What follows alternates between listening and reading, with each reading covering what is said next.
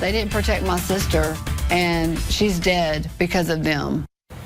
A duty to protect and a duty to act. Most police officers take that oath very seriously. But tonight, First Alert 4 Investigates is revealing for the first time ever accusations from state officials of inaction from some Missouri officers in incidents that ended in terrible tragedy. And now the Attorney General says they should be held accountable. Chief Investigative Reporter Lauren Traeger brings us this exclusive story, Reckless Disregard.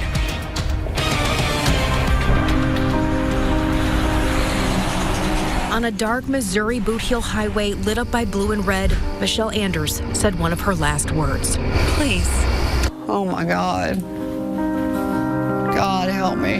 Her sister Michelle says the mother of two was fun-loving and caring. Now she is gone. I get to spend the rest of my life without her. And so do her children. You know, she doesn't get to see them get married. She doesn't get to be a grandmother. She doesn't get to be anything because of them.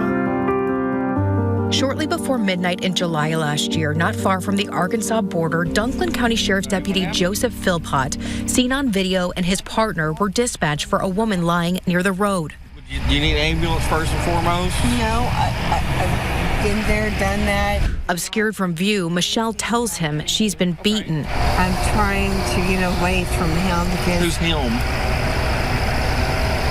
The person who did this to me, okay? When she sits up, Deputy Nicholas Cobb, whose video is on, sees she is hurt. Michelle, at times struggling to talk, she tells them she's walking from Little Rock to Chicago. She's already been to a hospital, has papers on her showing she has a broken shoulder blade. The knot on your head looks fresh.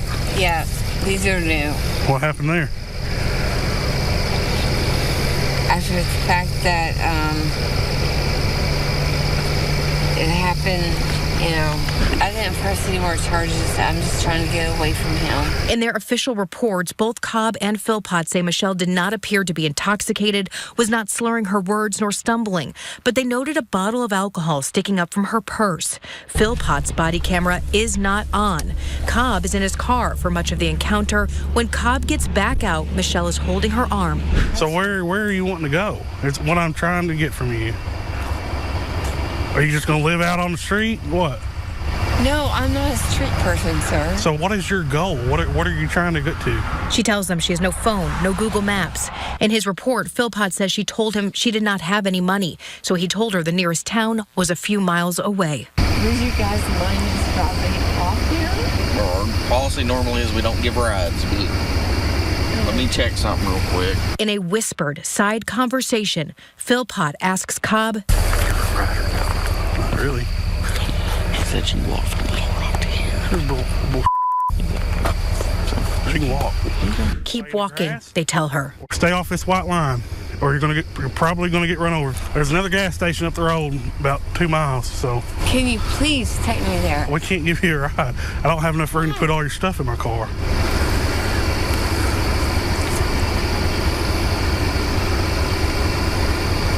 Please. I don't have nowhere to put your stuff. Elisa, so pained by that please. Please. You know, begging them, not asking, begging them to help her. You're welcome. Michelle thanks the officers as they walk away. 13 minutes after they leave her, this haunting image from a semi-truck's camera. Michelle sitting in the middle of the road, making no attempt to get up, and the truck hits her. 911, what's the address of your emergency? Did you hit this person or? Yeah, I mean, there was nothing that I could do. So you need an ambulance there? Yes. Well, I don't think an ambulance is going to help. Near her body, the bags Cobb claimed they didn't have room for, now stacked neatly on the side of the road. My sister didn't want to die. She was not suicidal. I mean, even in jail, you get phone calls. Even in jail, you get water. They left her with absolutely no hope. Do you think she would be alive today if they had helped her? Yes, I do. Yes, I do. Because she would have called me, and I would have driven 1,000,000 miles to get her. Did they fail to protect and serve? Yes, they did. Totally. I mean, who are they protecting? They didn't protect my sister, and she's dead because of them. And Missouri's Attorney General now accusing the deputies of a gross deviation from the standard of care. Last month, they filed a complaint asking to formally discipline Cobb and Philpott's peace officers' licenses. Those documents say the deputies acted with, quote, reckless disregard for Michelle's life by leaving her on the side of the major thoroughfare at night, despite knowing that she was a potential domestic violence victim, severely injured and intoxicated. The complaint goes on to say they failed to summon medical assistance, didn't provide her with appropriate resources, and did not transport her to a place of safety. They need to get right with Jesus, in my opinion, because they failed her. First Alert 4 Investigates confirmed both Cobb and Philpott are still employed with the sheriff's office. The sheriff saying he would not discuss the case. Elisa shocked they still have a badge. She thinks they should be charged with a crime. My sister's blood is on their hands because they did not do their job. They took an oath to serve and protect, and they did none of that. They laughed in her face, said they didn't have room for her things, and she was dead 13 minutes later. But Michelle's case, sadly, is not the only alarming instance like it First Alert 4 Investigates has recently uncovered. Similar disciplinary complaint documents filed by the state say 2 St. Louis police officers, Ty Warren and Austin Frazier, committed what the state again called a reckless disregard, and more, they said, quote, an act of baseness, vileness, and depravity. They had been called to Forest Park in September 2023 after a call from a person who said they were going to commit suicide. Warren and Frazier found 29-year-old Ureoan Rodriguez Rivera under a tree, shot but still breathing. According to the complaint, Warren told Frazier, "We need to take this MFer then," to which Frazier replied, "We ain't taking this expletive. Let's cruise around and come back." The scene, according to the police incident report, was just off Kings Highway, very close to a major hospital. The complaint documents say they never provided medical assessment or attempt to render assistance. Neither attempted to locate a firearm, which was reported missing from the scene. Rodriguez Rivera died later at a hospital, having left multiple letters of intent. His death ruled a suicide. His mother, who lives in Puerto Rico, texted with First Alert 4 Investigates, writing, "He was quiet, very smart, and had emotional problems. Writing, nothing will change. That my son is dead. It's very painful for me." What? Why? Why didn't they help him? That case shocking to Elisa, too. She wonders how many other vulnerable people have suffered because she says someone with a badge turned a blind eye. What is this idea of reckless disregard?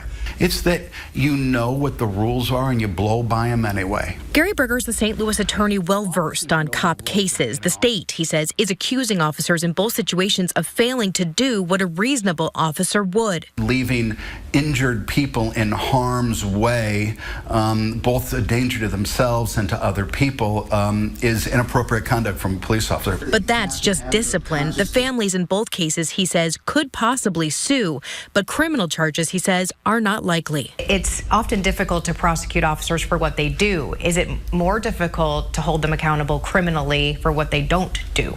Absolutely. That's a great point, Lauren. Omission, the lack of doing something, is even harder. The law is going to give them even more defenses. In fact, Deputy Joseph Philpott is fighting back against the discipline. His attorney now filing a response to the AG's complaint, denying the allegations and citing an Arkansas police report from 3 days before their encounter, claiming Michelle was a perpetrator of assault, not a victim, though nothing in their incident reports or on the video seems to indicate they knew that at the time.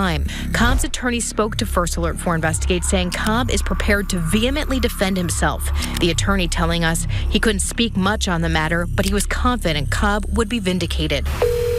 We tried to reach the officers in the Forest Park incident. Neither would talk. St. Louis police declined our request for an interview. A spokesperson writing, quote, "The 2 individuals are no longer employed by the St. Louis Metropolitan Police Department.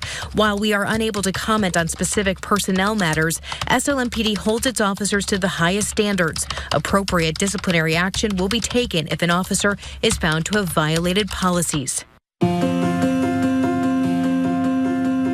I wish they would have arrested her. She'd still be here.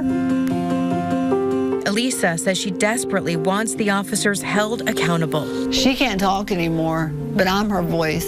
Her sister's pleas now leading to one of her own. I was everything to her, and she was everything to me. Elisa says she wants more answers about how her sister's death was handled in general. Meanwhile, according to the state, Ty Warren is the only officer we've mentioned without an active peace officer's license right now. At this point, we don't know what became of that missing firearm in Forest Park, only that St. Louis police filed a report that it may have been stolen. St. Louis police requested payment from us for a public records request we made nearly a month ago for that information, all of it regarding the Forest Park incident. We have paid for that, but we have not yet received the records. Because of that, we don't have the body camera footage from that instance either. Much to follow on this, and we certainly will. I'm Lauren Traeger. First Alert 4 investigates.